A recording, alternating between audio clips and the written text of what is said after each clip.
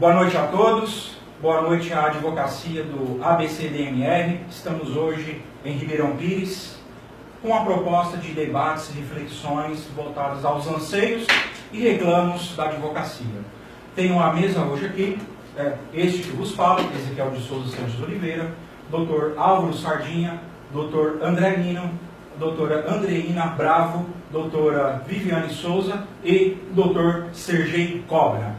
Passaremos então ao início dos debates para estar com o Dr. Sergei numa provocação e elucidativa quanto ao tema de prerrogativas. Bom, boa noite a todos que acompanham essa transmissão ao vivo. Hoje a tecnologia permite que o debate seja mais amplo e mais democrático possível em todas as estruturas da sociedade civil, cuja expressão mais forte é a advocacia. Há muito tempo que se fala na força da advocacia, mas a verdade é que esse papel que a sociedade civil exige e precisa não é pouco aproveitado. Então é muito importante iniciativas deste porte para levar a palavra a esse ser humano especialíssimo, que é o advogado e a advogada, que representam o maior poder do Estado, que é a justiça. Eu sempre disse isso. Não existe sociedade democrática que consiga subsistir sem um direito, sem uma justiça forte, da qual somos parte imprescindíveis e fundamentais para a garantia do Estado democrático de direito. Então, parabéns, doutor Ezequiel, cumprimento também do doutor Álvaro, doutor André Nino, doutora Andreina e doutora Viviane. Eu tenho certeza que hoje nós vamos fazer um debate em altíssimo nível. Você usou uma expressão, Ezequiel, da provocação. Eu acho que a prerrogativa por si só, ela já é uma situação que exige a coragem. Raimundo Pascoal Barbosa, que foi um advogado que presidiu a Ordem dos Advogados do Brasil, dizia: advogado tem que ter coragem. Se souber ler e escrever, ajuda. É claro que é uma hipérbole, o advogado tem que estar preparado, tem que estudar, mas isso significa um significativo muito importante, que não dá para não enfrentar. Sabe por quê? Porque é mandamento legal nosso, o nosso estatuto, aliás, é lei federal, que muitos não reconhecem, e lá está esculpido uma das máximas mais importantes para a advocacia, que todos os dirigentes, todos os advogados têm que ter em mente. O advogado não deve temer desagradar autoridades, e autoridades leiam-se chefes de Estado, política partidária principalmente, para poder fazer aquele papel de prerrogativas e de liderança institucional, porque o advogado, ele é um líder da sua estrutura social, e é nesse papel magnífico que o legislador nos conferiu, é que muita gente não entende. Aliás, hoje até pior. Eu que sou da área criminal, tem pessoas que confundem advogado com a própria história da advocacia criminal, da próprio crime. Isso é um erro que acaba destruindo o alicerce do Estado de Direito. Então é muito importante esse debate. Espero poder contribuir e me sinto honrado de estar aqui ao lado de ilustres colegas que têm história no combate às prerrogativas profissionais, que lamentavelmente só vem piorando ao longo dos últimos anos, na minha visão. Doutor, se o senhor me permite uma parte? Pois não. Quando o senhor falou de coragem, eu acho que é isso que hoje está acontecendo. Não é só a falta de coragem que o advogado está tendo, mas é o silêncio. O que me incomoda, não sei se é a mesma coisa que incomoda os nobres colegas, é o silêncio frente às questões que nós temos enfrentado, como Vossa Excelência mesmo, como o senhor mesmo aqui disse, dessa fragilidade do nosso papel institucional. Nós estamos nos perdendo na nossa essência. Nós deveríamos ser mais combativos, mais aguerridos, não ter medo do enfrentamento. Hoje parece que o advogado chega na sala de audiência, chega, também sou advogada criminalista como o senhor, e nós chegamos às vezes em frente ao judiciário, em frente a um instituto prisional, e nós parecemos que a gente vai diminuindo e eles vão crescendo. Né? Parece que hoje o advogado, às vezes até conhece as suas prerrogativas, mas tem medo de exercê-la. Né? Não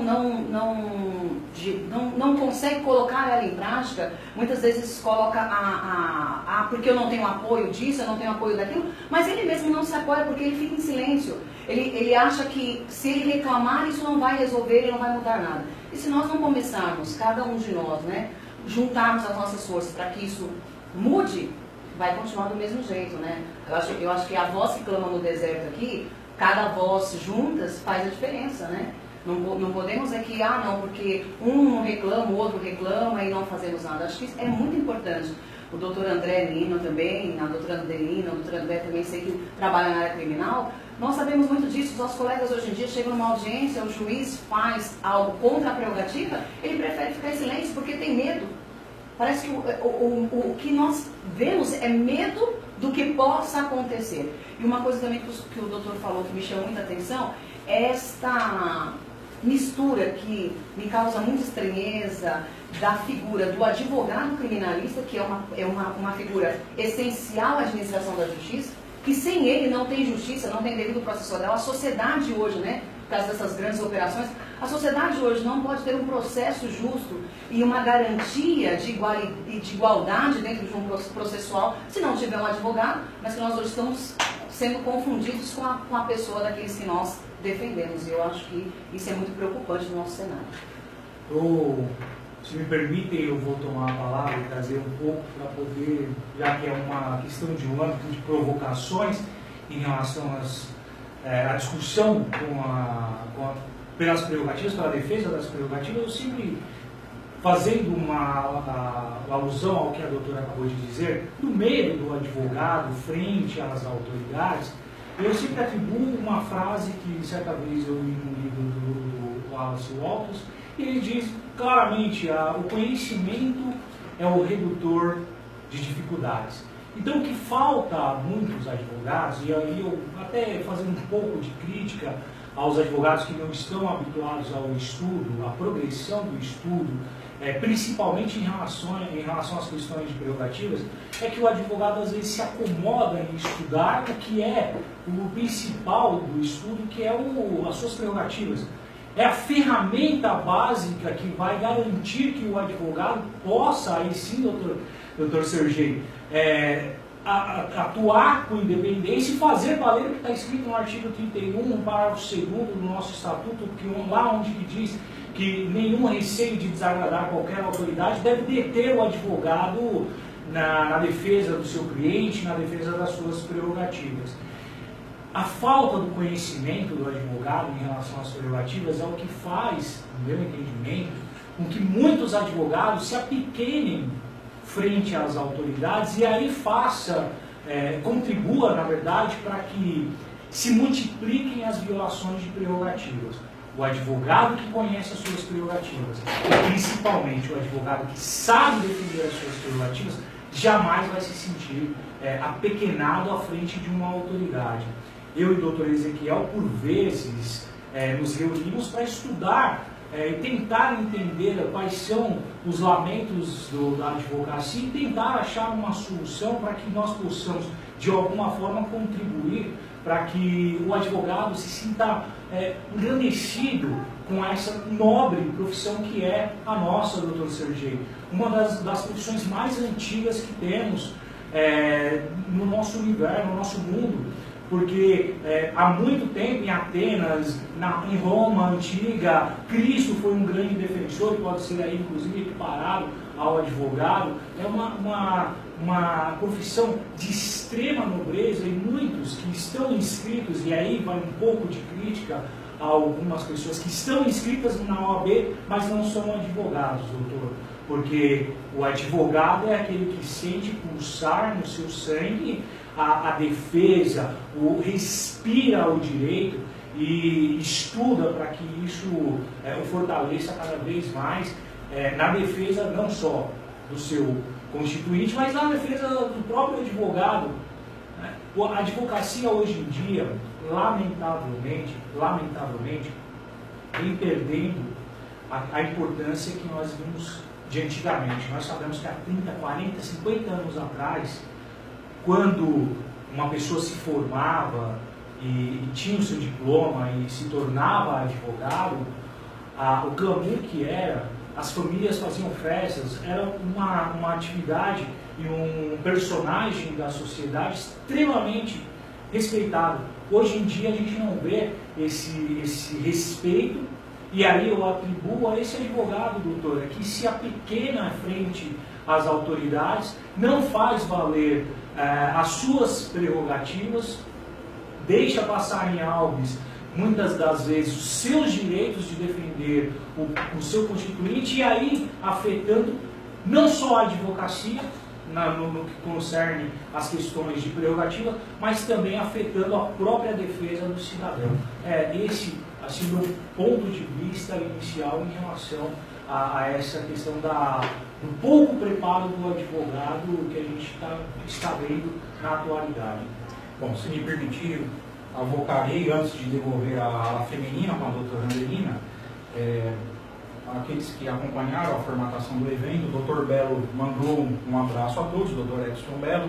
Houve uma intercorrência numa audiência, mas que se fará presente quando de uma próxima e, dentro em breve, uma segunda edição desse encontro nosso, conferência, um bate-papo, um cenáculo, ciclo, que seja. Mas o importante é que haja, de fato, uma reflexão para que consigamos refletir sobre a nossa ação. Dentro dessa proposta, doutor Sergei, doutor Liliane, doutor André, doutor Andreina, doutor Álvaro, cabe uma indagação acerca de quando, em que momento da história surgiu a ideia de se violar prerrogativas advocatícias.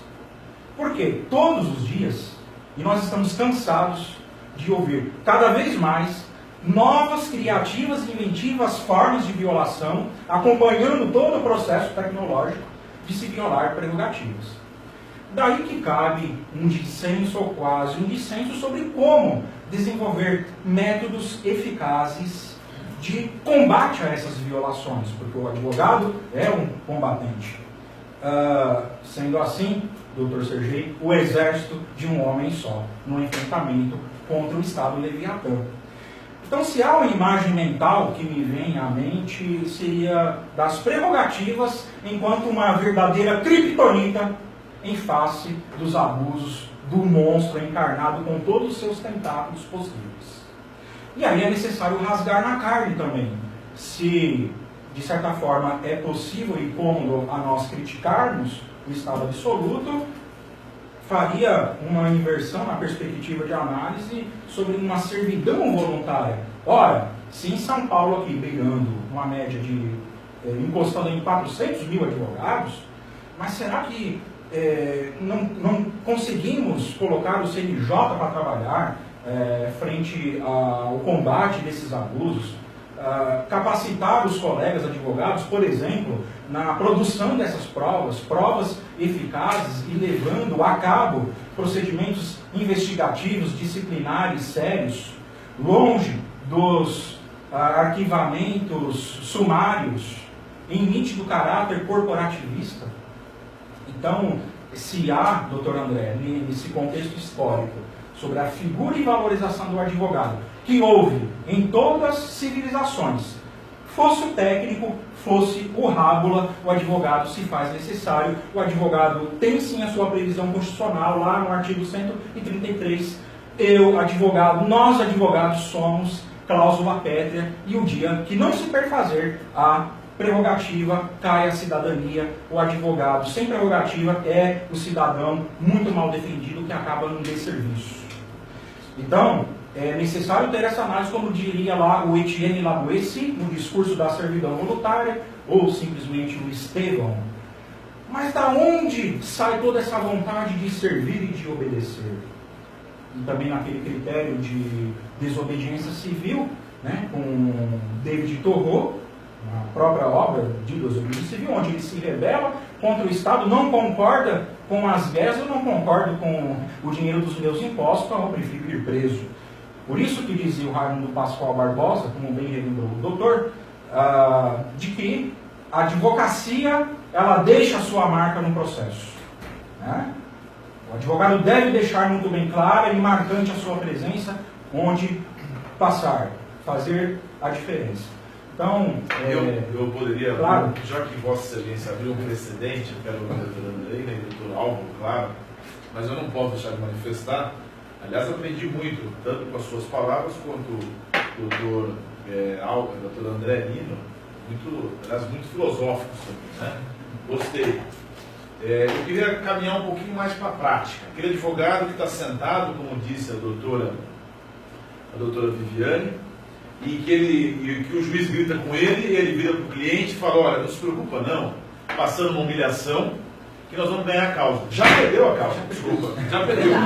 É necessário um pouco de veemência, para a gente sair um pouco dessa... Porque ele já perdeu. Porque quando ele admite uma violação de prerrogativa profissional, ela sempre está travestida ou por uma violação de código de processo, seja civil ou penal, ou por uma matéria de mérito, que ele vai acabar perdendo lá na frente. Porque o advogado não se insurge porque ele quer. Ele não precisa das prerrogativas profissionais para se perfazer. Ele precisa para garantia do sistema em que a defesa está constituída. Ou, no caso, a parte em outro ambiente processual. Isso ele faz por mandamento constitucional.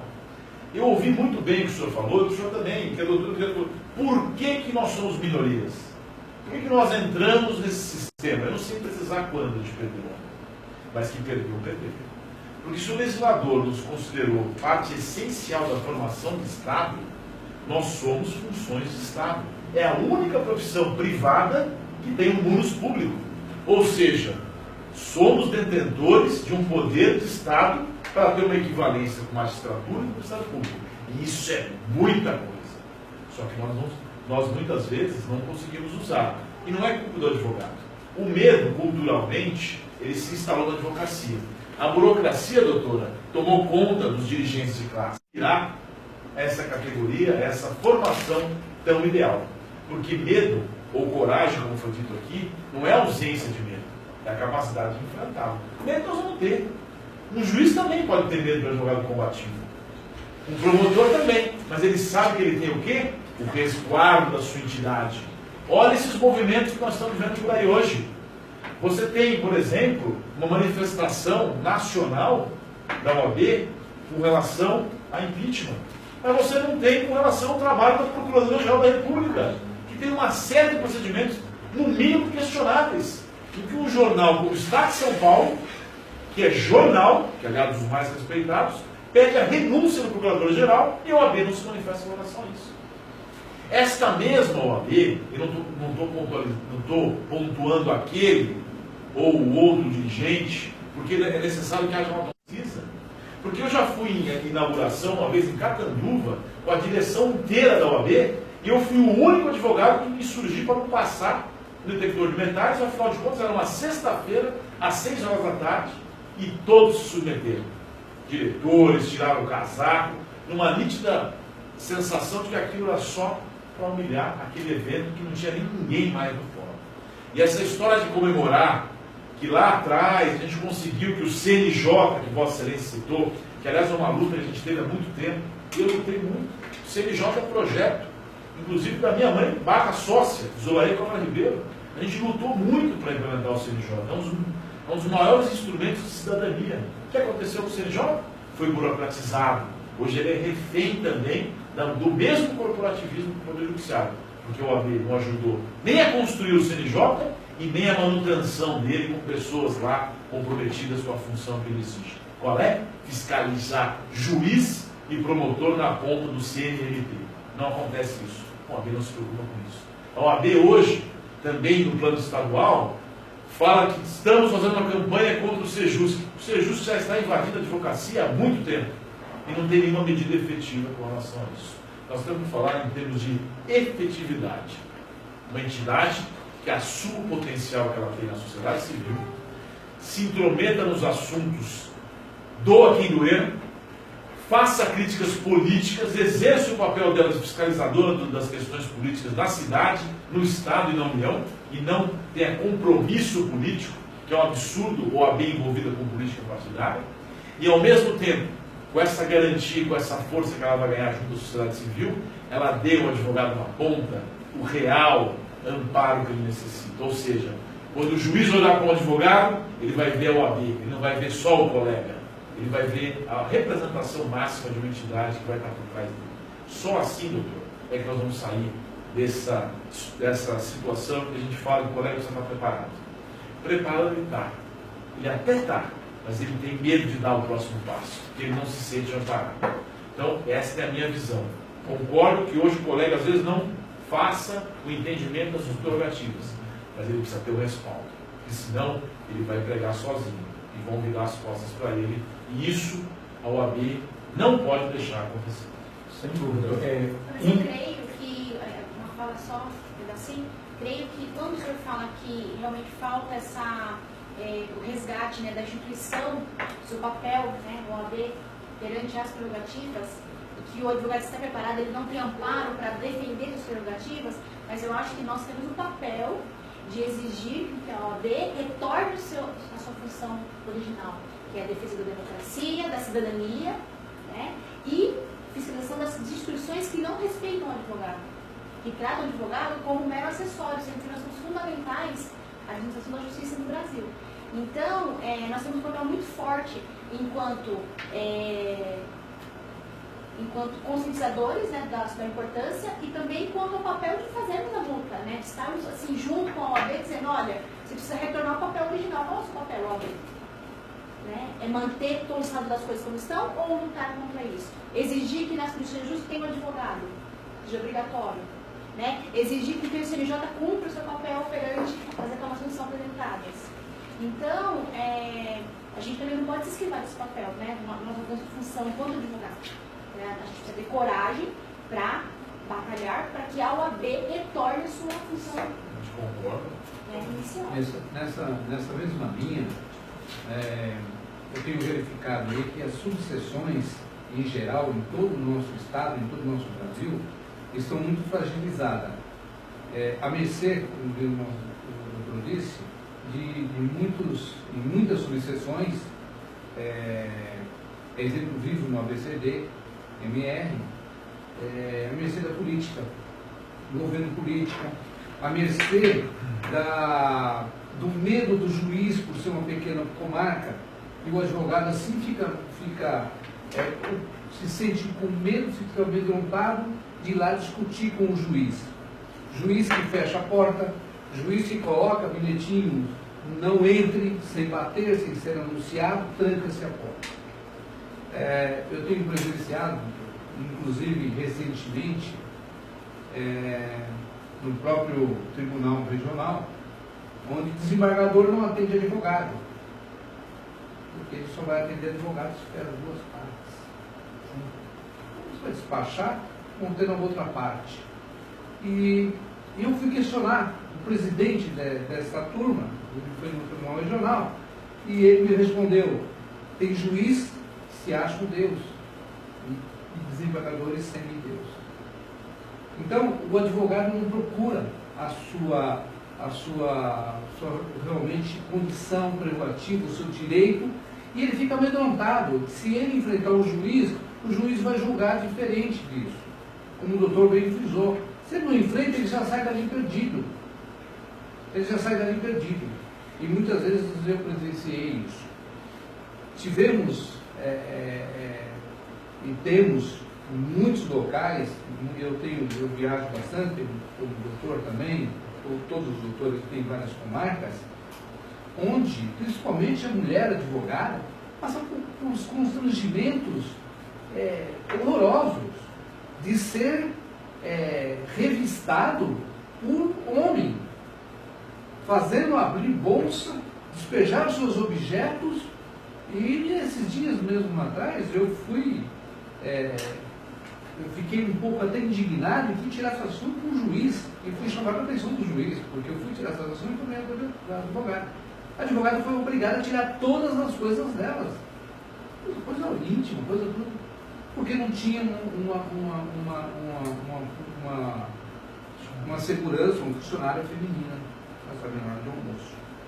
Por isso que é tão importante o que o doutor colocou, o fortalecimento das instituições, no caso a OAB em Constituição, né, em defesa do direito do advogado, e também, o doutor falou do CNJ, que embora tenha sido burocratizado, tem o papel também de fazer essa fiscalização, essa verificação e combate a esse tipo de medidas, né, e não existe isso. Então, acho que nós temos um papel muito grande de lutar a favor disso. Eu até concordo e gostaria que o doutor CGI até entrasse nesse método, que visita muito mais subseções, e as nossas prerrogativas, elas estão fragilizadas não só pelo CNJ, pela OAB seccional, mas principalmente pelas OABs subseções, seus presidentes, que, e muitas delas sequer têm a comissão de prerrogativa. E quando tem uma comissão de prerrogativa, são destituídas. Então, eu quero complementar tanto o doutor Aldo, quanto a doutora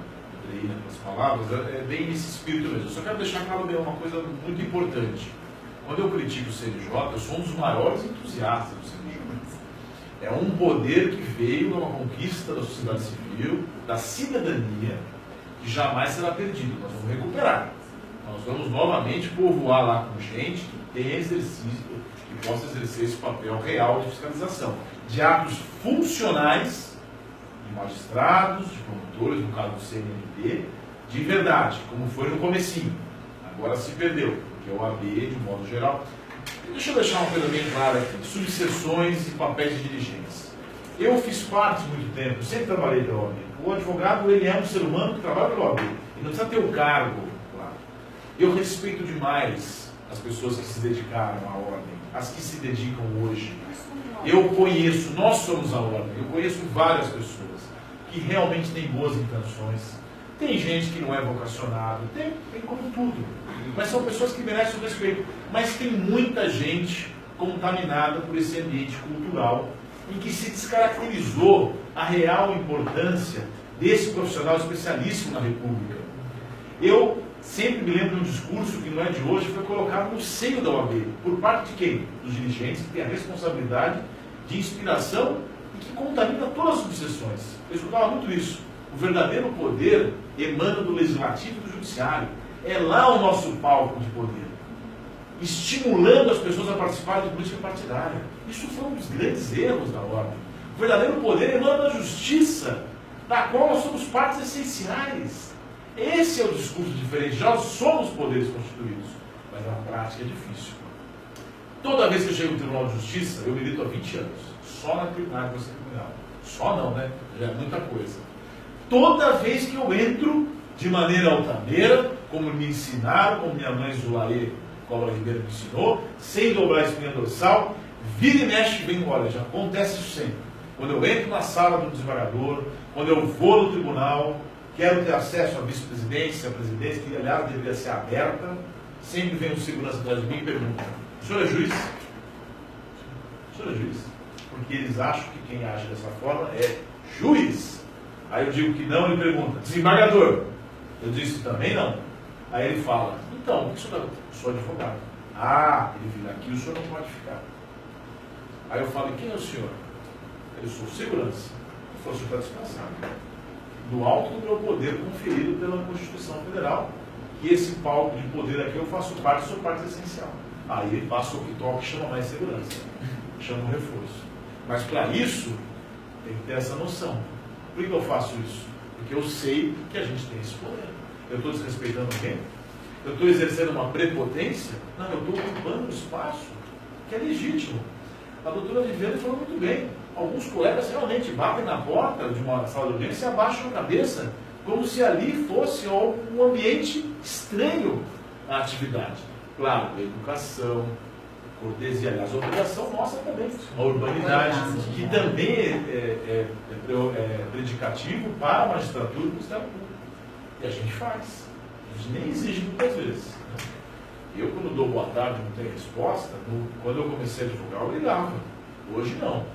Você fica mais equilibrado, né? Você fica mais preparado. Agora, quando aquele manto, né, se disser o evento, justiça começa, em que ali eu prestei um juramento. Aliás, fiz um Globo News outro dia, com um promotor de justiça, e falou: nós prestamos juramento na sociedade, que é o discurso que o Procurador-Geral da República prestou também. Eu falo: a advocacia também presta um juramento de servir a sociedade e de respeitar o Estado Democrático de Direito. E o primeiro respeito, qual é que é? Que aliás é mandamento bíblico, que a gente falou muito aqui, vocês falaram de Cristo, de Deus, eu como cristão, é respeitar os outros e gostar como gosta de si mesmo. Então, o advogado tem que se respeitar para poder se valer. Como disse a doutora, tem que ter pessoas para representá-los que tenham essa capacidade, para que ele possa cobrar. Porque senão ele vai entrar no mesmo círculo vicioso. E viver de migalhas não dá, porque a advocacia hoje está com dificuldades financeiras, tem dificuldade, o nosso mercado de trabalho está sendo tomado, questões como o Sejusc afrontam a nossa capacidade de rendimento, sim. Não é só uma questão corporativa, porque também retira do jurisdicionado a possibilidade de uma assessoria de alguém que nasceu para isso, estudou para isso, e a nossa OAB simplesmente sempre com aquele passo burocrático. Nós estamos tomando medida, entramos com uma ação. Tem situações na vida que a intransigência administrativa ela deve surgir. Então, não pode deixar funcionar. Isso é uma das situações que já deveria ter sido feita há muito tempo. Discurso, papel, cartaz, colocar o cartaz, isso não funciona. Tem que ter ação efetiva para inspirar o advogado a realmente dizer com orgulho na audiência: eu sou advogado, o senhor me respeite, e eu vou chamar o OAB aqui agora, se isso não for concretizado. É isso. Eu posso só, para poder... Aqui eu fiz alguns apontamentos, se me permite, doutora.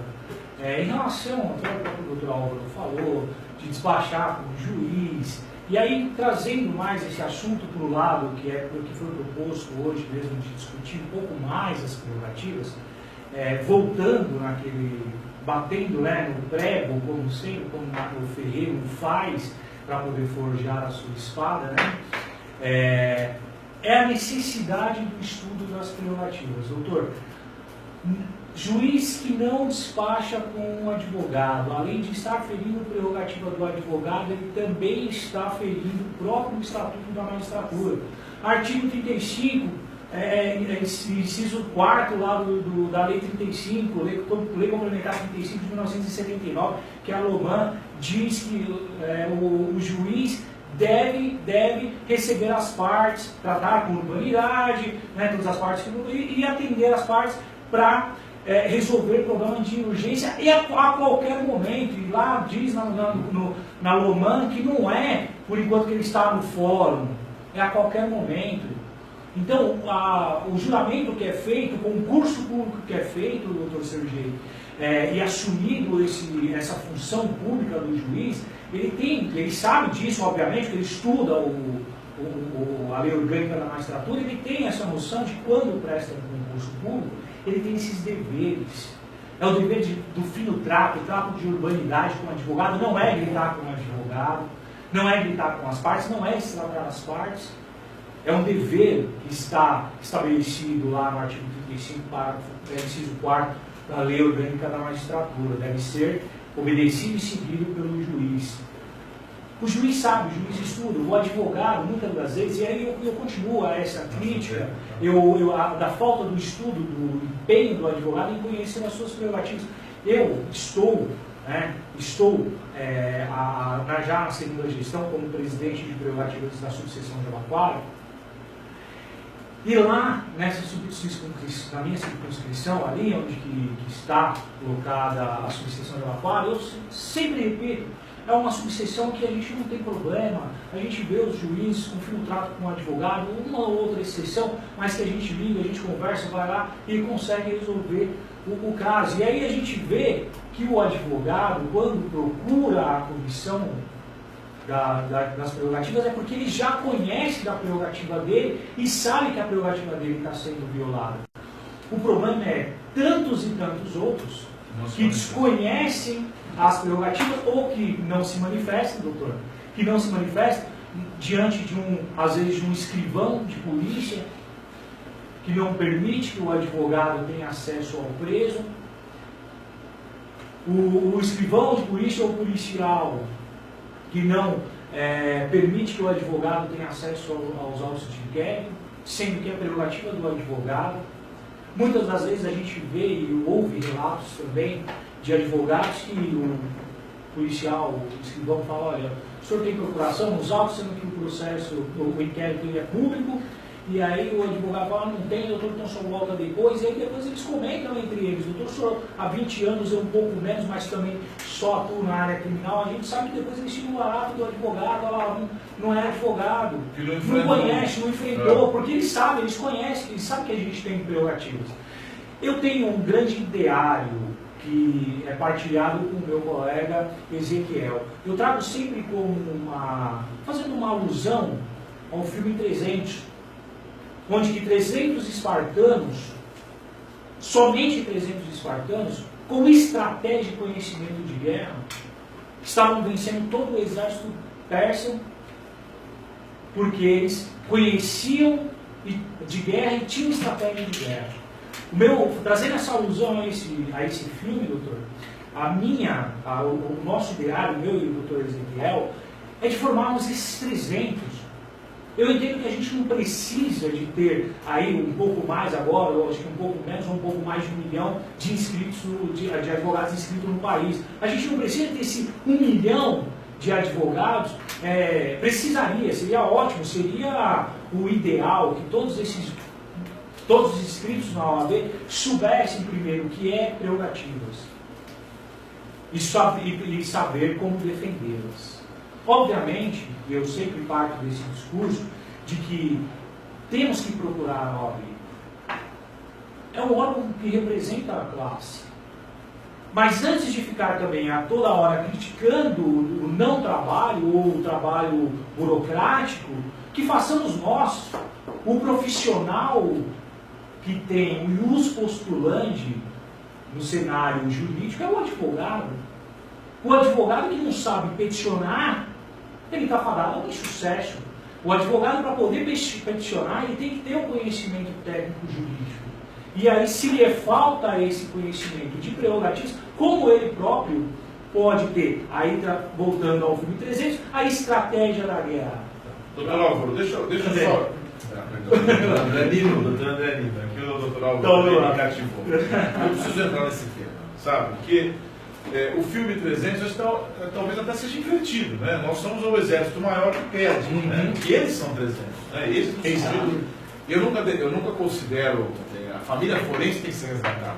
Até tem que tomar cuidado com essa força de expressão, né? Que a gente está tão mal defendido em termos corporativos, institucionais, que a gente defende, nós não temos que separar, nós temos que voltar ao conceito de família forense, desde que haja o respeito para a gente ser uma família. Eu tenho para comigo que isso vai ser restabelecido um dia. Aliás, os próprios bons magistrados, bons promotores que existem, querem essa volta, porque também não suportam exageros. Juiz despreparado e promotor tem um monte também, tem inclusive com dificuldade de escrever e de falar. Então, uma das coisas que tem que mudar, e o OAB tem que entrar no concurso público. Está cheio de concurso público, aliás, acho que a maioria absoluta, que não consegue garimpar, não consegue aferir a capacidade de escolher um profissional preparado e vocacionado para ser juiz e para ser promotor. Se privilegia muito conhecimento técnico. Por isso que tem gente tão preparado assim, mas não entende ser humano, não gosta de gente, não olha para a pessoa, distrata advogado. É preciso uma revisão séria nesses processos de concurso, para você, talvez tirando um 7, não precisa tirar 10, tirando uma nota menor na parte técnica, mas que seja um homem vocacionado, que converse com as partes, chama o advogado do corredor, um outro tipo de dinamismo. A justiça hoje não é mais aquela coisa encastelada, em que o sujeito fica no gabinete. Claro, ele tem uma quantidade de trabalho muito grande, mas a gente também tem um trabalho de final de semana, que é advogado que não se dedica. Então, eu queria pegar nesse aspecto. O advogado não reclama. Eu presidi a prerrogativa na esfera estadual, você representa muito bem na Jabaquara, que você falou que preside. Então eu entendi esse processo todo. Eu sempre reclamei para o advogado também fazer a petição. Mas eu entendi, e é isso que eu volto na tecla que você está batendo, que é importante.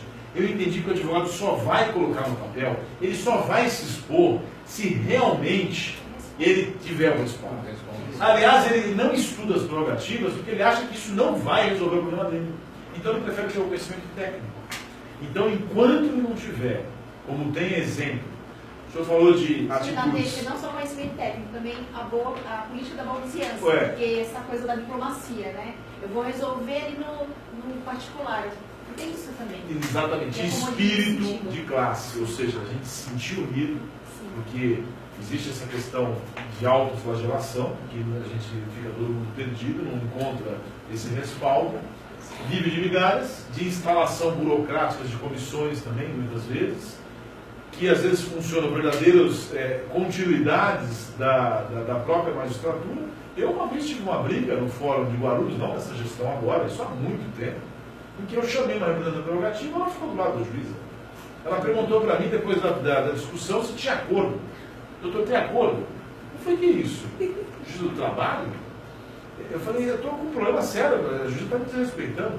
Doutor, você tem que ser um pouco razoável, né? Me falou a representante da ordem. Isso há 15, 20 anos. Então, infelizmente, essa cultura ainda permanece. Não digo que não haja necessidade de inspirar o advogado a tomar essa decisão, mas ele só vai fazer isso quando ele realmente tiver uma disposição e uma estrutura da OAB voltada às prerrogativas profissionais. De verdade, plantões nos fóruns de verdade, atuação, inspeção nas salas de audiência durante as audiências, ou seja, uma verdadeira força-tarefa, já que o Ministério Público gosta muito dessa expressão, e que realmente haja uma irmandade, uma sensação de segurança, para que o advogado possa não criar confusão, como muitos falam. Porque tem gente que fala que o advogado está se insurgindo, está querendo tumultuar. Ele está exercendo o papel dele fundamental. E o magistrado e o promotor têm que ter a obrigação de conviver com a discussão, com o enfrentamento, porque é para isso que o advogado está lá. E se ele tem preparo emocional para isso, ele vai ficar. Se ele não tem, ele tem que sair. Juiz e promotor que não for vocacionado para discutir num alto nível com o advogado, saber enfrentar, rebater e manter a posição dele, porque ninguém quer mudar o que ele pensa. Claro que a gente quer mudar muitas vezes, né? Aliás, a gente nasceu para isso. Mas ele tem que ter esse preparo. Então, isso é cultural. Isso não muda da noite para o dia. A gente tem que começar. Não adianta fazer cartaz. Não adianta fazer vídeo. Não adianta criar 300 mil comissões para dizer agora nós vamos parar o estudo não sei do quê. Desculpa, não quero fulanizar o tema. As comissões são importantes. Aliás, eu sou entusiasta, enquanto conselheiro da ordem, participei de diversas comissões. Eu quero dizer que o comportamento, a atitude da direção da ordem tem que ser uma atitude realmente contundente. Senão, nós vamos ficar a reboque, perder espaço, cada dia mais. Cada dia mais o advogado, e quem perde é o cidadão, porque perde o Estado de Direito e perde uma das pontas mais importantes da cidadania, que é a capacidade de se defender, de explicar o que está acontecendo. Nesse punitivismo que nós estamos vivendo, as pessoas apontam para alguém, e o Ministério Público encampando esse tema, quem não deve não ter, e eu digo o contrário, quem não deve é que tem, porque hoje em dia, do jeito que está, ninguém mais vai ter direito de se defender, e a sociedade aplaude, sendo que ela é mesmo vítima desse sintoma, porque amanhã ou depois, ela pode ter alguém próximo, alguém querido, que não vai ter nem chance de se explicar, igual aquela moça no Guarujá que carregava, todo mundo dizia que era um livro de magia, porque era preto, e era uma Bíblia. E ela foi linchada na rua, não deu tempo nem de dizer por quê. Então essa é a sociedade que nós queremos, essa é a revolução. Claro que a gente quer combate à corrupção, a gente quer com respeito às regras democráticas de direito. Sim. Eu queria devolver só uma questão, uma provocação. O doutor Sergi coloca essas medidas, inspeção, fiscalização, questão dos plantões, esse resgate. Existe alguma maneira de nós, advogados que temos consciência dessa precariedade, nós temos alguma condição de exigir isso, de fazer alguma forma que isso vai realmente acontecer? Porque, igual a doutora, depois eu quero também que a doutora fale, porque ela estava comentando algo muito importante com relação aos presídios, né? O tratamento que se dá às mulheres advogadas quando vão fazer a sua entrevista com o cliente nos CDPs, né, nos presídios. E assim, e as coisas acontecem, é flagrante o desrespeito aos princípios mínimos, até da dignidade da pessoa humana e do próprio profissional advogada. E as coisas não mudam. Reclama-se, mas não é nada efetivo. Você disse que a provocação tem que falar, né? Eu já vou ouvir o doutor, também quero ouvir o doutor agora. Eu tenho muito claro isso. É por isso que eu falo que eu respeito o trabalho dos dirigentes como um todo. A gente só precisa mudar o vértice, precisa mudar a filosofia, a maneira de encarar. Tem muitos presidentes de subseções ou até dirigentes, na questão de ser justo, eles vão conversar. Às vezes o juiz pede lá, faz lá uma determinação, olha, tem que ter advogado e tal. Basta um trabalho em loco. Coloca lá um profissional do porte do doutor André, aqui só com advogado. Não, o senhor está querendo tumultuar? Não, eu estou cumprindo uma determinação da Constituição por delegação do meu presidente da OAB seccional. Isso não faz isso, porque ninguém quer encarar esse problema de frente. Aqui não vai funcionar sem advogado. Com que autoridade o senhor tem? Com a autoridade que me foi constituída pelo Constituinte, pelo legislador maior desse país. Pode chamar de ocorrência, pode fazer, porque eu tenho um amparo do presidente da subseção, cuja responsabilidade também é dividida pelo presidente seccional. É isso, atitude, presídio. Todo mundo sabe que 99,9% de armas, celulares, tóxicos, são passados por quem? Por funcionários que lá, ou por medo, ou por corrupção, ou por pessoas envolvidas com os familiares dos presos. Advogado não se presta esse papel. Advogado é um profissional sério. E toda vez recai sobre o advogado essa questão do detector de metais. E a OAB lá atrás comemorou que o CNJ ditou uma norma que juiz e promotor também passam pelo detector de metais. Mentira! Nunca. Não passam. E quem anda armado são eles, porque eles têm porte. A gente não tem. E a gente tem que se submeter a uma situação muitas vezes vexatória. Por quê? Porque lá atrás a gente concordou que a gente sempre recua. A gente sempre abre mão de alguma coisa para agradar. Não, tudo bem, desde que os outros passem, mas ninguém passa. Ou seja, só o advogado, para mostrar que nós somos. O advogado tem que ter equiparação, sim. Até porque nós vamos fazer audiência com as armas da fala, da escrita e da conduta. E isso nos presídios fica pior ainda. Eu sei que eu sou advogado criminal. Toda vez que o advogado vai, sempre apita. Então ele pode não ter nada de metal mais. Apita. Por quê? Para fazer uma situação constrangedora para um profissional que nem contato o preso tem, diga-se de passagem, porque o atendimento é ridículo. Muitas vezes você fala através de um buraco, através de orifícios pequenininhos, você não consegue nem ouvir o que o cliente está dizendo. Então, mesmo que você tivesse qualquer coisa, você não consegue dar um documento. Então, isso é um desrespeito, e a OAB passa ao largo disso como se fosse, estamos tomando providência. O gerúndio, né? E isso não acontece nada. Só para retomar, mas já finalizando, e a doutora já pega a palavra, duas coisas. Uma, que falar de corrupção, nós somos, obviamente, a favor do combate à corrupção. Mas o que não se pode é fazê-la violando direitos, prerrogativas e garantias profissionais e processuais que nós temos e que todo cidadão tem.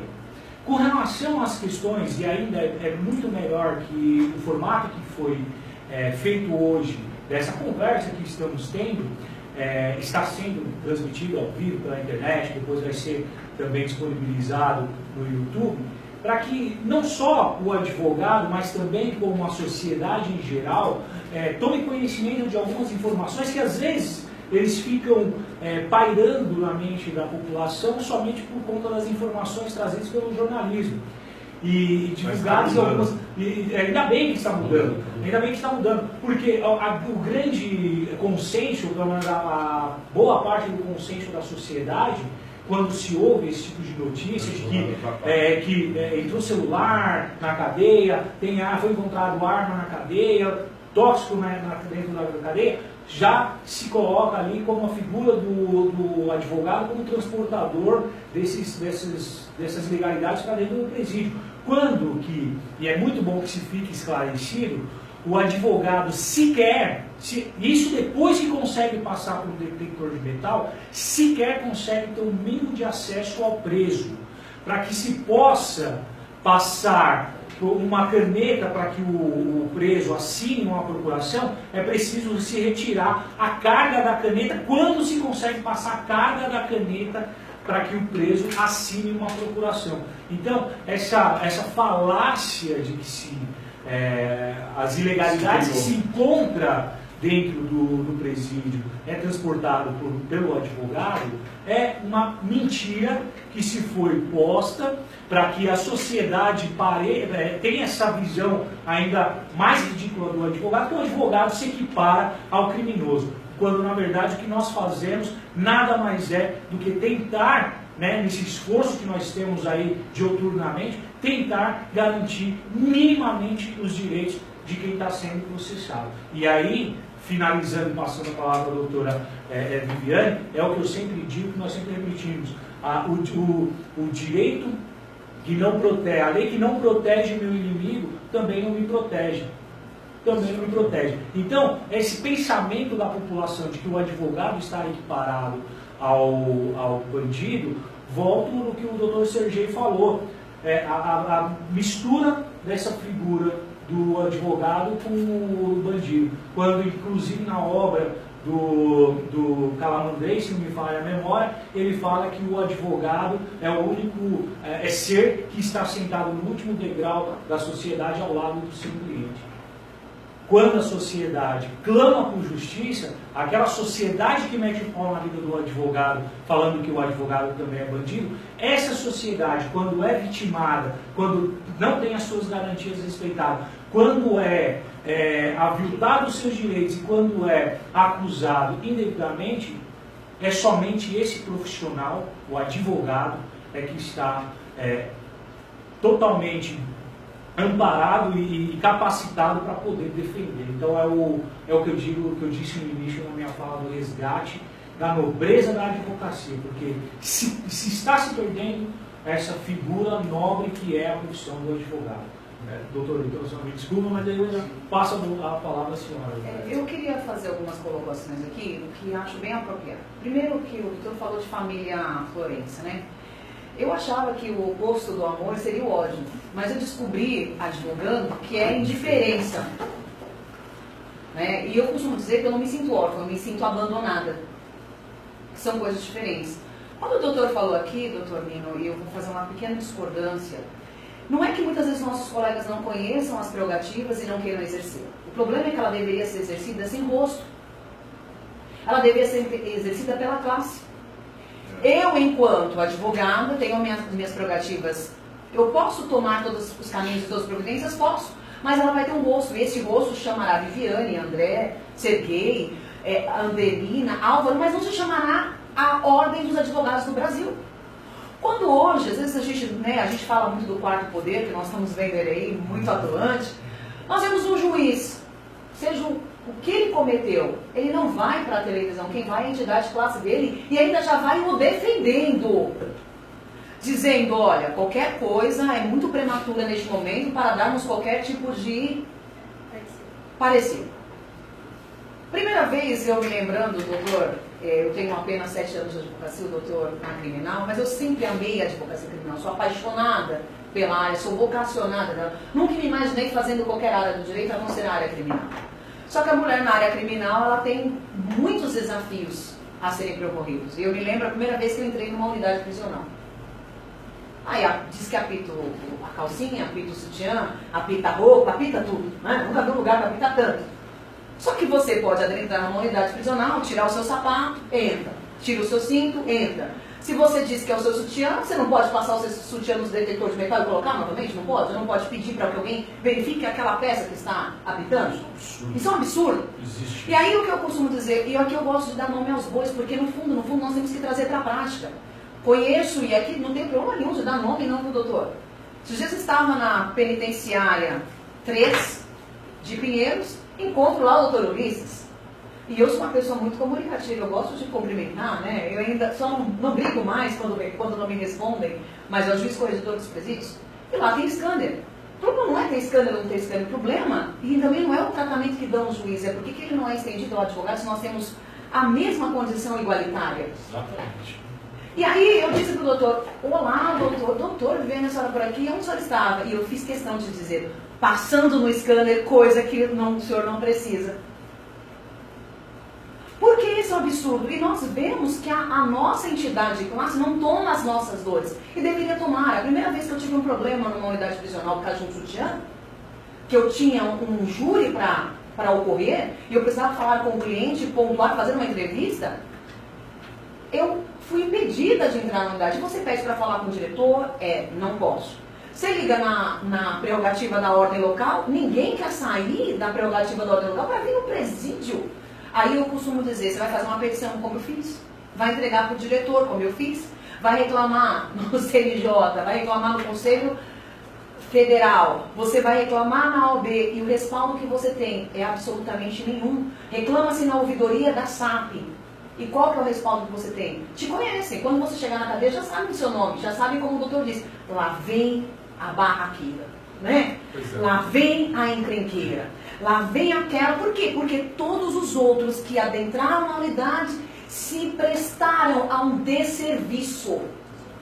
Se prestaram a um papel que não deveria acontecer. Mas por que então a ordem de ofício, através das suas subseções, não vai na unidade prisional? Muito bom esse debate, hein? Eu estou impressionado. A ordem tem que sair do gabinete.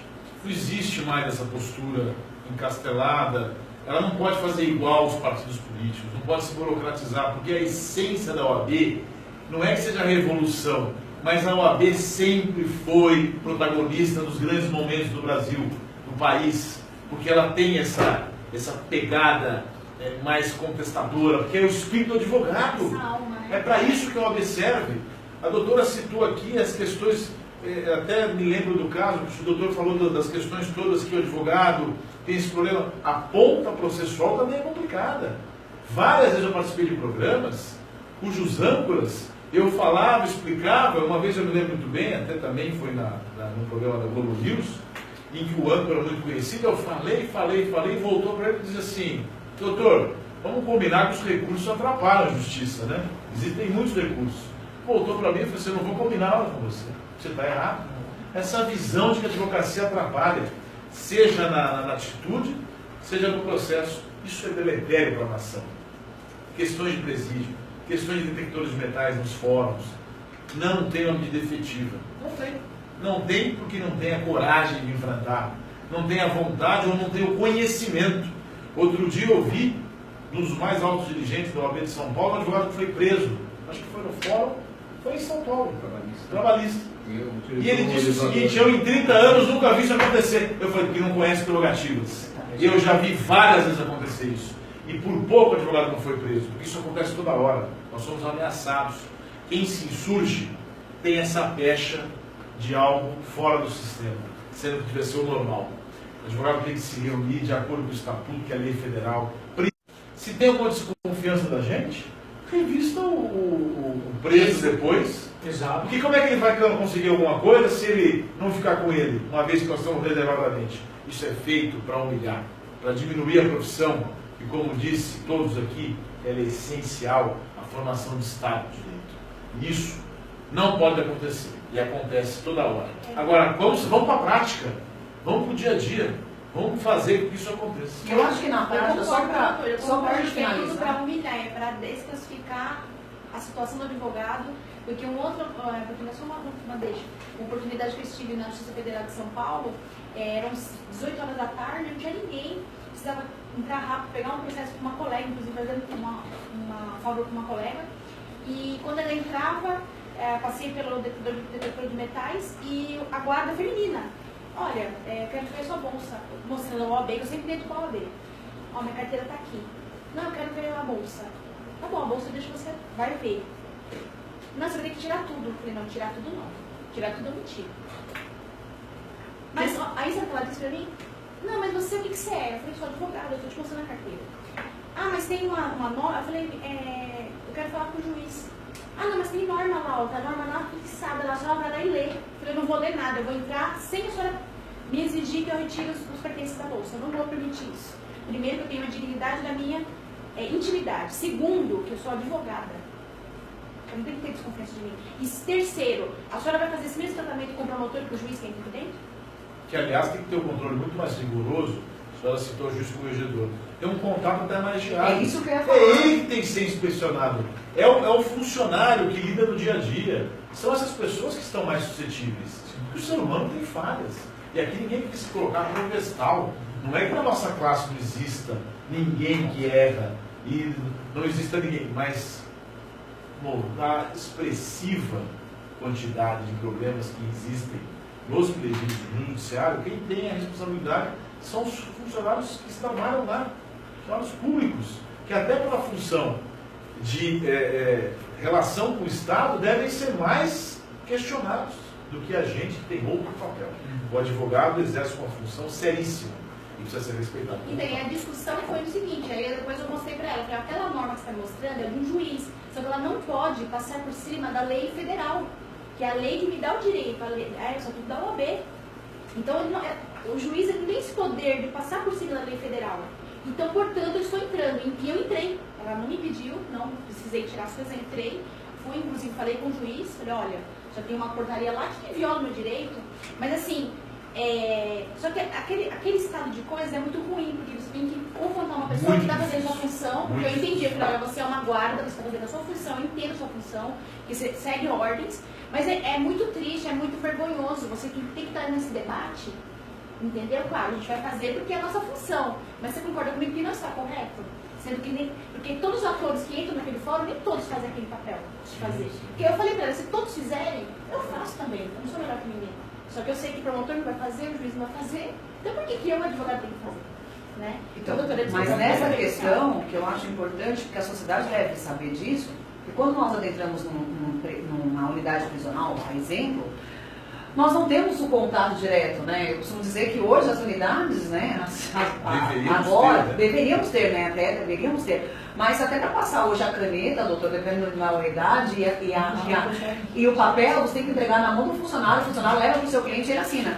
Agora, isso é um fato. E contra fatos são argumentos. O juiz corregedor, quando adentra na unidade prisional, não é ele está, fica numa sala sozinha com aquele preso que ele escolhe aleatoriamente, ele chega com o nome e diz, eu quero falar com fulano. E conversa com ele. Então, se a gente está falando de condutas aqui, quem tem muito mais acesso é o juiz ou o promotor do que o próprio advogado. Eu não reclamo do tratamento dado ao juiz ou ao promotor. O que eu reclamo é da falta de tratamento dado a nós que somos essenciais quanto eles. Não há nenhum tipo aqui de tratamento que tem que ser diferenciado. Isso se resume na palavra respeito. Respeito. Todo mundo abordou aqui. E por que a gente pega um bom exemplo disso é juiz e promotor? Porque se respeitam. Às vezes tem dificuldades até pessoais, porque o cotidiano não é fácil, eles convivem diariamente. Eu conheço várias e conheço situações em que há um problema pessoal entre eles, mas na hora da liturgia processual eles se respeitam. Por que há um desrespeito a um advogado, um ser humano que eles sequer conhecem? Porque muitas vezes o advogado chega lá, é a primeira vez que eles estão vendo, e não há o respeito. Por quê? Institucionalmente, culturalmente, e a falta de resguardo daquela visualização do que a senhora colocou como sem rosto, né? A instituição OAB, a profissão advocacia, que tem que ser respeitada no seu patamar, não o mais alto de todos, mas adequado que a sociedade estabeleceu enquanto lei. Em conclusão, pessoal, o que falta muito é resgatar mesmo o direito do advogado, que mesmo institucionalmente, mesmo já desde as faculdades, falta esse preparo. O advogado sai da faculdade sem conhecer o que é prerrogativa. Nem todas as faculdades têm essa matéria. Vamos se colocar aí que menos de 10% tem a matéria de prerrogativa, que devia ser uma matéria obrigatória. A OAB não leva, eu não vejo a OAB levando esse tipo de debate às faculdades, tipo que já sai o advogado, quando se forma, já sai preparado. Voltando às subseções, o doutor André aqui é um grande beneficiário de ter uma subseção que tem uma prerrogativa atuante. Quantas tem? Voltamos ao doutor Andreina, o que falta para o advogado? Às vezes não é o medo de enfrentar, não só o medo, mas ele fala, eu vou discutir com o juiz, mas eu vou chamar quem? A quem eu vou vai me ajudar? O senhor falou, nós temos que ter a OAB, o presidente, porque o advogado vai lá e fala assim, olha, eu sou advogado, estou representado por uma entidade de classe. A entidade de classe, meu entender, e com respeito às opiniões de outros colegas, não tem que ser somente a seccional em São Paulo. Porque a seccional depende das subseções. É uma via de duas mãos. Exatamente, mas assim, depende, porque nós somos a maioria. E se os presidentes se unirem, se as subseções começarem a se unir, nós de pequeno começarmos a nos organizarmos, nós teremos uma advocacia forte, teremos nossos direitos respeitados, teremos aí o advogado, a mulher, não tendo essas humilhações. Mas esse é um outro debate que acho que não encabe aqui, sim, mas... que é um debate que surge muito de tempos em tempos, que é a autonomia das subseções, autonomia administrativa, porque as subseções hoje ficam muito dependentes da seccional, mas a gente tem que tratar o assunto quando surgiu. Mas eu estou dizendo assim, mas não a subseção em OAB, em presidente, estou dizendo em relação às prerrogativas. Mas há uma certa dependência também. Sim, junto com o doutor Ezequiel, Uma certa dependência. Eu não estou dizendo que está tudo errado, mas tem uma certa dependência. Junto com o doutor Ezequiel, como fomos aqui, presidimos a prerrogativa, o doutor Ezequiel como presidente, eu como vice-presidente, começamos a indagar os direitos dos colegas na nossa subseção e fomos ter reuniões com um juiz, diretor da vara, e questioná-los por que um advogado entra, é obrigado a passar pelo detector de metal, a senhora do lanche, o motoboy, não é só aqui em Ribeirão Pires, não. Se vem várias, já não passam. O funcionário, o oficial de justiça, entra com bolsas e bolsas, sem passar. Então, existe um erro muito grande. Mas partindo também de nós, advogados, que não exigimos nossos direitos. Só avocar e fazendo um apanhado geral, considerando o avançado do tempo, e assim que concluir, passo novamente a mesa para as considerações finais.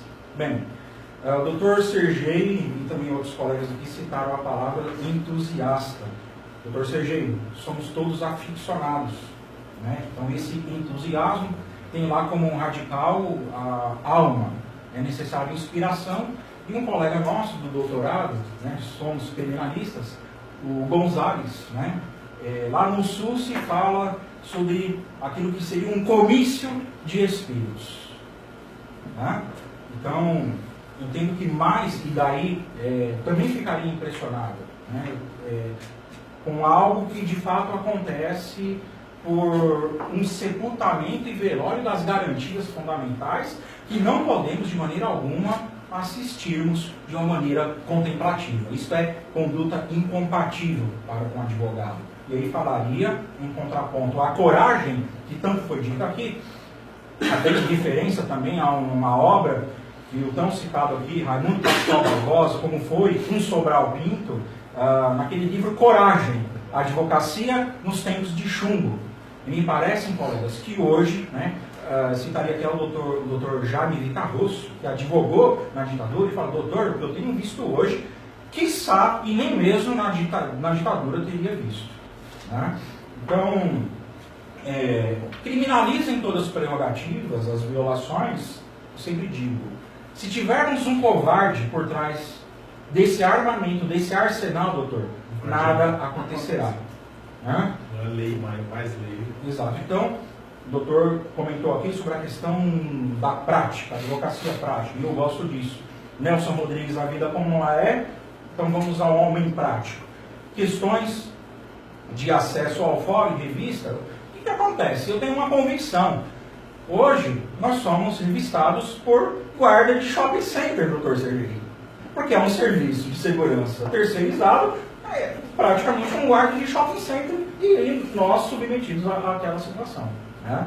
E quando não chega na ordem, tem acompanhado alguns expedientes no Conselho, na questão de equiparação, né, o artigo 327 do Código Penal, equiparando o advogado para efeitos penais, que teria desacatado, pasmem, desacatado um guarda de shopping center em curso ali no fórum. Digo mais, pasmem, questão do advogado deficiente, questão de acesso. Vivemos ainda em pleno 2017, a míngua dessa crise identitária que há em todas as instituições, essa questão do acesso. Né? Então, o advogado cego, o cadeirante, elevadores incompatíveis com estruturas do fórum. Então, se houvesse um sonho ali, né, até em referência ao Martin Luther King, o doutor André citou aqui os 300, o doutor Sergei fez o reverso, fosse no tempo de um Raimundo Pascoal Barbosa, doutor, um juiz de hoje aqui, fosse lá atrás, ousasse fazer um tantinho, um cadinho assim, como diria lá em Minas, no outro dia estava assim no fórum lá, o Raimundo Pascoal Barbosa, né? Mas na hora se apequenava.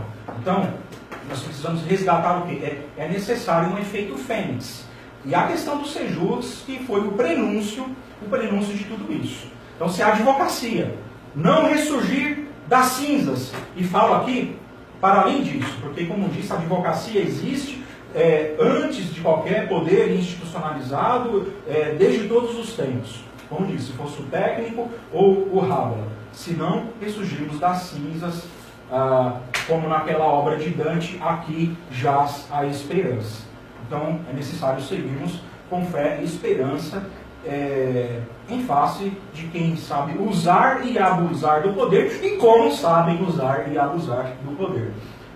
Até em referência a isso, o doutor citou aqui o nosso gosto filosófico. Eu sou entusiasta a isso também. Muito bom. Tu não poderia deixar passar em branco, doutor Sergi, aquela citação e o aforismo do Mayakovsky, de que no primeiro dia pisaram no meu jardim, no segundo dia arrancaram a flor, né? Até que o mais fraco deles entra na sua casa, faz uma devassa, mas aí já era muito tarde para se ter o quê? Uma capacidade de reação e uma resposta à altura em face de todos esses abusos. Então, voltando ainda às questões práticas, falei aqui de revista, do guarda de shopping center, questões de advogado deficiente, acesso ao judiciário. Gostaria de saber do doutor, até, se possível, nas considerações. Penso que hoje, a nível de garantias, a regulamentação e o novo Código de Processo Civil pacificou, até com a aplicação subsidiária ao processo penal, a questão da gravação de audiência e dos atos integrais. Me parece, doutor, que esta será a nossa tábua de salvação, pelo menos indo processualmente, como disse o doutor, na ponta processual. Né? Porque até então, quer dizer, naquela relação, quando não incestuosa, entre servidores, sobrava sempre para o advogado. Então, me parece que é a grande salvaguarda. Questões de gravação de audiência. Foi citado aqui o papel da academia, das faculdades, me parece que seria um outro expediente, porque o problema de vocação, sim, é um agravante, porque se no passado haveria uma maior perscrutação de quem haveria ali pendor para ser advogado criminalista, ou pendor para ser juiz ou promotor, me parece que hoje é quase última noite de carnaval. Vale tudo, homem com homem, mulher com mulher, sem prejuízo de questões, mas bem aqui a questão da analogia própria, né? Foi citado aqui o papel, né, da prerrogativa sobre, olha, se eu já tenho o juiz num aspecto particular, tendencioso a prejudicar a atividade do advogado, o promotor, então nessa situação em que o colega da prerrogativa, do plantão, ainda veio para fazer gol contra, então para que se precisa da magistratura com o Ministério Público prejudicando, e não diria nem tanto a atividade do advogado, mas do cidadão. Então, quando se tem ali, né, infelizmente, um profissional descapacitado, não vocacionado para as prerrogativas, ou como dizemos, o advogado prerrogativista, que é necessário para que o processo se perfaça. Me chamou a atenção a questão do vão nos presídios, da caneta. Né? Antigamente havia aquele óculos, tem ainda, você encontra no Mercado Livre, que é para melhorar a visão, ele é todo cerradinho, né? Parece uma tela. Então, quando acontece esse tipo de situação, doutor André, me parece que eu estou com aquele óculos, né? Aquela tela e que não dá para passar. Então eu dispenso, né, qualquer melhora na minha visão e tampouco no sistema judiciário. Ainda nessa crise identitária, me parece que sim, é necessário uma força-tarefa prerrogativas. Do contrário, doutor Viviane, jamais se falaria numa família forense, mas na família florense. Advogado, coraçãozinho. Então eu digo o seguinte, nesse afã da coragem, nós somos homens e mulheres de enfrentamento. Então, eu tenho o seguinte ainda, doutor, da discussão, do debate, pode sair a luz ou a pancadaria, né? Então, temos dois braços, duas pernas, pode ser dois apanhando e dois batendo.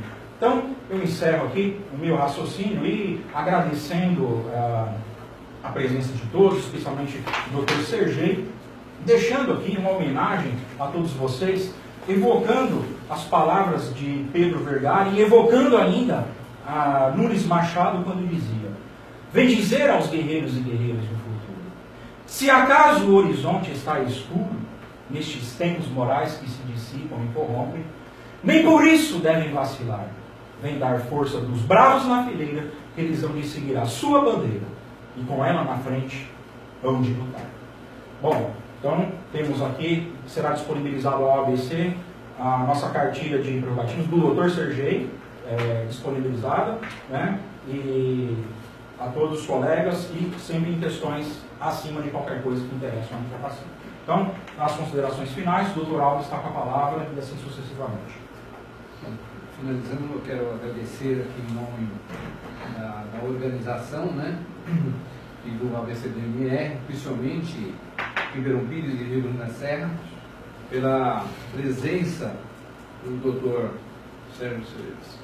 Sérgio Cobra, para nós, o Dr. Sergei, para que, pela presença, pela honra de ter vindo até Ribeirão Pires, tá? E não só Ribeirão Pires, como transmissão ao vivo, que vai ser disposto no YouTube, para todo o Brasil, se assim for possível. Agradecemos todo o apoio, todas as considerações e todo o ensinamento, que cada dia é um aprendizado com cada um. Doutora Viviane, né? Mais uma vez conosco aqui. O doutor André Nino, que já é da casa, né? Já é conhecido conosco, doutora Andreina, e sim, queria dizer a todos, doutor Sergei, inclusive, que o senhor tem em Ribeirão Pires uma equipe aí que a fim de lutar pelas prerrogativas, e assim estaremos aí ao lado dos colegas em qualquer lugar, em qualquer situação, como já estivemos por diversas vezes. Eu quero agradecer aqui em nome da advocacia Ribeirão Pirense e Rio Grande da Serra e de todo o ABCDMR a presença em especial do Dr. Sergei e do Dr. André, que já é um colega que já assim ativo assim, desencontro assim, pode-se dizer que já é da casa. Obrigado. Né? Bom, seguindo então a ordem, né, eu quero agradecer então o convite feito para que estivéssemos hoje debatendo sobre esse assunto que é tão essencial à advocacia, que é sobre as prerrogativas e os anseios da advocacia em geral. Agradecer ao Dr. Ezequiel pelo convite de estar aqui em Ribeirão Pires, para que, mais uma vez, doutor, saímos um pouco daquele nosso comum de, às vezes, a gente está ali num âmbito mais relax, né? Debatendo as prerrogativas, mas mesmo assim, no âmbito mais relax, às vezes a gente viaja e está na praia, está na beira da piscina, mas mesmo assim pulsa a advocacia, pulsa os anseios da advocacia, tentar de alguma forma contribuir para a advocacia. Então, doutor Sergei, às vezes até entre um gole e outro de cerveja, a gente ainda está discutindo a prerrogativa e a advocacia não sai de férias quando o assunto é a defesa do advogado e dos seus direitos e das suas prerrogativas. Então, agradecer a recepção aqui de Ribeirão Pires, então a pessoa do doutor Ezequiel, a pessoa do doutor Álvaro, que são dois grandes irmãos que já têm como parte da minha família, inclusive.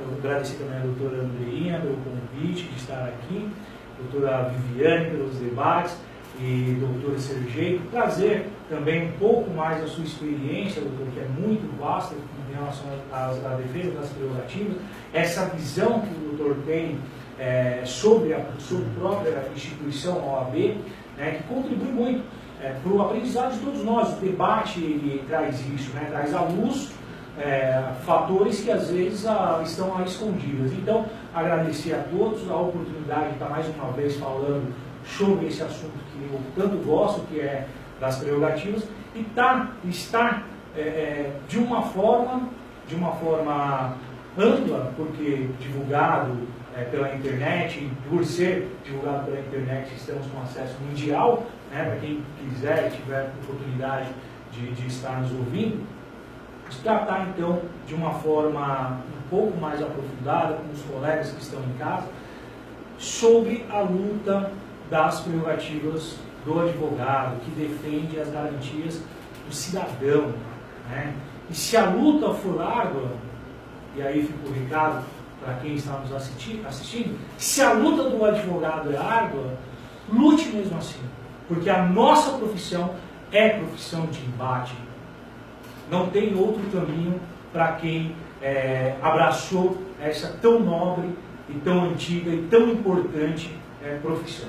Então, vindo, agradecendo então, e me colocando sempre à disposição, sempre em pé e ordem, a todos os colegas, aos advogados que estão nos vendo. Se precisar, eu estou na comissão, estou presidindo a comissão de prerrogativas da subseção de Amapara, estou como coordenador, junto com o Dr. Ezequiel, da coordenadoria de disciplina ética e prerrogativas da CJA Central. Então, se precisar, nós estamos à disposição para estar debatendo, para estar conversando e tentar amenizar um pouco mais o sofrimento do dia a dia do advogado. Então, muito obrigado, o convite, muito obrigado a todos os debatedores.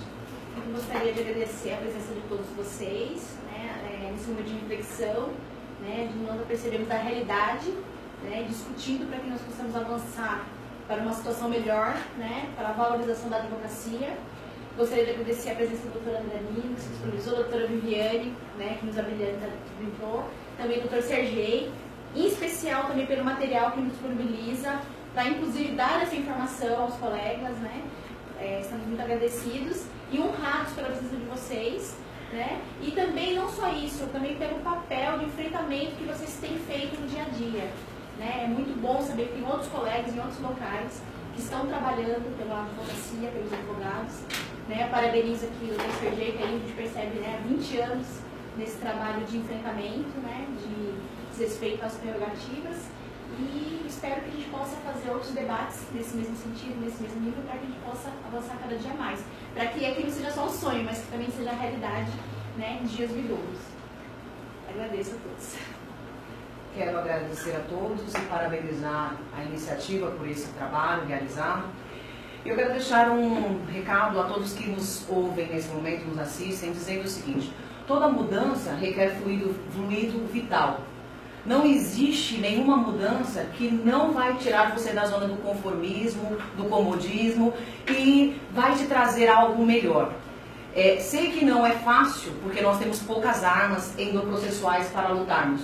Mas eu acho que uma sugestão que eu terminaria essa palestra, esse debate, que nós, como o Ezequiel mesmo diz, o doutor disse, pouco importa o nome que nós demos, é o seguinte: eu acho que nós poderíamos, como foi feito recentemente através da lei Júlia Matos, né, que foi uma mudança no nosso artigo, por uma conquista das mulheres, né, apesar de ainda ser imperfeita, mas é um grande passo, é da nossa prerrogativa, mais uma vez, haver uma mudança de ser obrigatório todas, e não só obrigatório, mas que isso fosse disponíveis, tanto a gravação como a disponibilidade dessas gravações.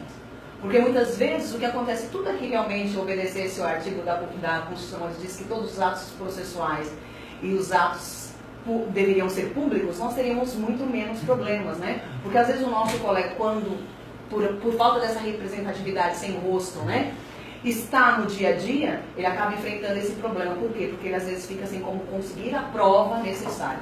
Mas eu sempre digo isso para os colegas, eu costumo brincar, e não é uma brincadeira: andem gravando tudo. Né? Espirrou, gravem. Deixem registrado o momento. Como se não houvesse amanhã. Esses dias eu estive numa delegacia e estava com o meu celular ligado e o PM disse: vou aprender o seu celular. Ele disse: estou falando com o delegado. Fique à vontade. Se o senhor tem competência para aprender o meu celular e o delegado também, o senhor fique à vontade. Porque as pessoas têm que entender que o que fazem hoje são públicos. Como nós prestamos hoje compromisso à sociedade e temos que ter o compromisso das nossas atitudes e atividades a essa sociedade, qualquer servidor e qualquer pessoa que está dentro dessa sociedade democrática também deve ter. Então quero parabenizar e eu quero dizer para você que ficar no silêncio e ficar na omissão não vai trazer mudança. O que dará mudança é a sua combatividade e o seu engajamento. Nós não estamos aqui tratando de questões políticas, nós estamos tratando aqui de prerrogativas que são essenciais para que você defenda uma pessoa. E eu costumo dizer que não há nada mais nobre, não que as outras profissões não sejam nobres, né? Mas não há nada mais nobre do que quando você olha nos olhos do seu cliente que confiou a você, há muitas vezes a sua vida, a sua liberdade, o seu patrimônio, e você consegue responder ele com a satisfação do devido processo legal e das garantias constitucionais previstas e respeitada, porque você não se acovardou. Porque hoje em dia, os fóruns, quando nós chegamos aos fóruns, nós chegamos às instituições que são públicas, elas parecem, na verdade, repartições privadas e por juízes, promotores, funcionários públicos que esquecem que estão a serviços do público e não fazendo um mero favor. E nós fazemos parte da revolução que queremos. Cada um de nós somos responsáveis por isso. Muito obrigada. Bom, eu realmente estou muito impressionado. Isso não é retórica de advogado, eu percorri o estado de São Paulo inteiro. Obrigado pelas referências todas honrosas. É quem está honrado que sou eu, pela elevação do debate, não só na profundidade dos temas, mas na maneira sensível e importante de encarar o tema de prerrogativas profissionais. Estou muito satisfeito, saio daqui muito satisfeito de ter participado desse debate. Os temas foram tratados aqui de forma muito forte, que aliás é como deve ser tratado um problema sério, estruturante, porque existe realmente o problema mais sério de todos, é como a sociedade nos enxerga. Porque ao fim e ao cabo, nós somos profissionais especialistas para também servir o Estado Democrático de Direito, que é uma das funções mais caras da humanidade. Foi dito aqui, o advogado é aquele profissional que tem a profissão mais linda do mundo, porque ele é aquele que estende a mão para aquele que ninguém mais quer proteger. Aliás, você mede uma sociedade, a elevação de uma sociedade, pela capacidade da sociedade de dar guarida àquele que errou. É aí que você vai ver uma sociedade evoluída. Não por aquele que só acerta, que aliás é um princípio, um mandamento cristão. Então, quando se fala em questões técnicas, gradações, questões de transparência, é pedra de toque constitucional. Os atos do judiciário são todos públicos. E para isso o advogado tem que poder gravar sim. Senão, corremos o risco de, em estruturas fechadas, as violações ficarem mais evidentes ainda. E mais uma coisa, aproveitando o debate que toda a sociedade conhece, questões hoje, Lava Jato, são importantes para passar o país a limpo, agora se começa a reconhecer que erros também podem prejudicar. Nós tivemos recentemente operações conhecidas como Castelo de Areia, Satyagraha, inteiramente anuladas por falta de respeito às regras constitucionais. Isso não pode acontecer também com esses casos. Nós estamos vivendo hoje, e no começo se dizia, mas só 4 pessoas de 20 foram absolvidas.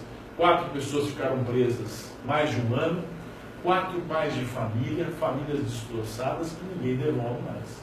Então a sociedade precisa enxergar isso, que está em jogo a própria sobrevivência e a nossa dignidade quando se trata de direito. É questão séria sim, é questão de enfrentamento da nossa sobrevivência enquanto dignidade de ser humano, e esse papel quem melhor faz é o advogado, e é aquele que tem esse mandato importante quanto dirigente de classe. Eu viajo um pouco, eu gosto do Brasil, mas eu já vi estruturas, como por exemplo na Inglaterra, em que você chega e entra na Suprema Corte em Londres, você não fala nada com ninguém. E lá você tem um histórico até perigoso de atentados, de guerras que a gente não tem no Brasil. E ninguém fala nada, quiçá um advogado que está lá para sustentar oralmente um processo. Aqui no Brasil, você tem verdadeiras estruturas arcaicas, fenomenais, que advogado tem acesso em Brasília, aqueles complexos todos, difícil. Para que isso? Para afastar do povo a garantia constitucional. É isso que a população precisa entender. A advocacia e o direito de defesa são estruturas das quais a gente tem que depender para poder, um dia, se necessário, fazer valer os nossos direitos. Então, eu fico muito honrado, tenho toda a certeza de que esse debate, como está sendo transmitido ao vivo, como já disse aqui, para o mundo inteiro, e eu quero, em especial, deixar uma mensagem para os advogados e para as advogadas, que com fé e esperança nós vamos mudar esse cenário. Não só com retórica, mas com atitudes. Como eu fiz a minha vida inteira. Lutei, combati o bom combate e guardei a minha fé. Estou realmente satisfeito de estar aqui presente hoje, nessa noite gloriosa para a advocacia e para a cidadania. Muito obrigado mesmo por ter me convidado. Estou muito satisfeito e espero ter contribuído para a gente mudar esse quadro de verdade. Não com palavras e não com cartazes, e sim com medidas efetivas. Muito obrigado. Assim, dou por encerrado os trabalhos de hoje e que todos possamos retornar aos nossos lares, que o Criador assim nos conceda a mais perfeita e santa paz. Amém. Então, parabéns a todos.